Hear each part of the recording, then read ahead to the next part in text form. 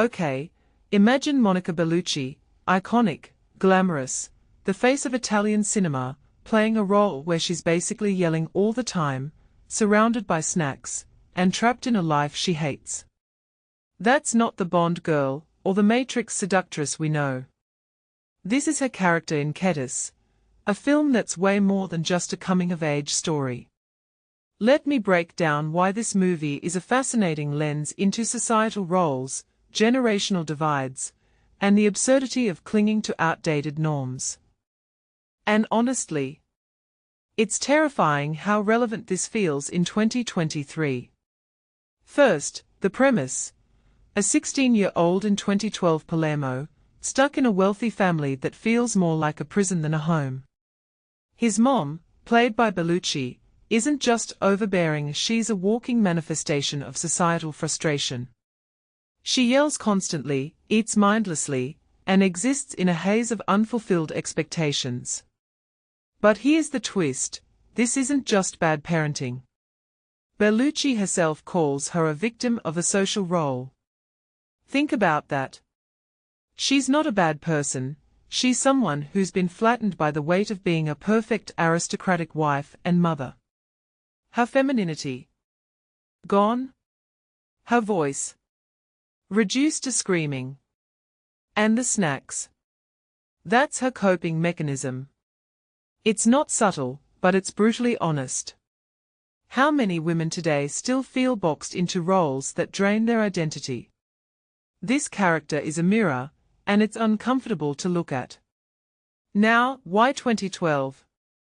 Because that's when Berlusconi's Italy was still echoing with populist noise, media saturation, and a culture of spectacle. The film setting isn't random, it's a world where image matters more than substance, and rebellion feels futile. The protagonist, Giulio, drifts through life until he meets Ketty, a girl who's confident, but also casually admires Mussolini. Wait, what?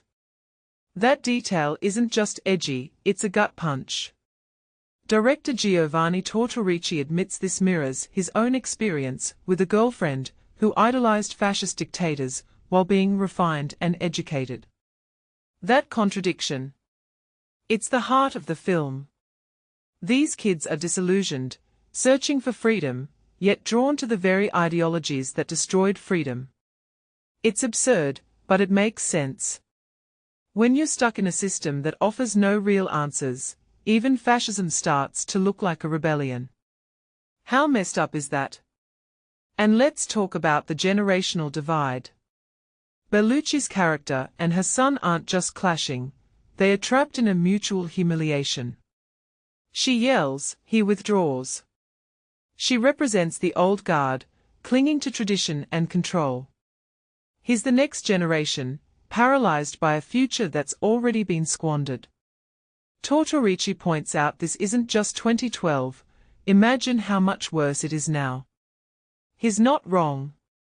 Today's teens are dealing with climate collapse, AI, political chaos, and the adults in charge are still arguing about the same tired issues. How do you connect when the world feels like it's burning? The film doesn't answer that, it just holds up a mirror and says, look how broken this is. What's fascinating is how Tortorici, as a first-time director, leans into raw authenticity. He cast non-professional actors through street casting, which gives the film a gritty realism. Bellucci calls it personal and unique, which makes sense because this isn't a flashy auteur piece. It's intimate, almost voyeuristic. And her performance? It's not glamorous, but it's powerful. She's not playing a victim, she's playing a human being crushed by expectations. That takes guts, especially for someone known for her beauty and poise. So, what's the bigger picture here? Ketticè isn't just about Sicilian teenagers, or Monica Bellucci's career choices. It's about how societal roles, mother, son, citizen, trap us in cycles of frustration and misunderstanding. It's about how the past haunts the present, whether through fascist nostalgia or failing systems. And it's about the quiet horror of realizing that yelling into the void might be the only way to feel alive. Personally, I think this film is a wake-up call. We are all stuck in our own Ketticè moments, clinging to snacks or ideologies because the alternative is too scary. But maybe, just maybe, acknowledging that brokenness is the first step to fixing it. What do you think? Let me know in the comments, especially if you've ever felt like you're just drifting through life like Giulio. I'm not judging. We've all been there.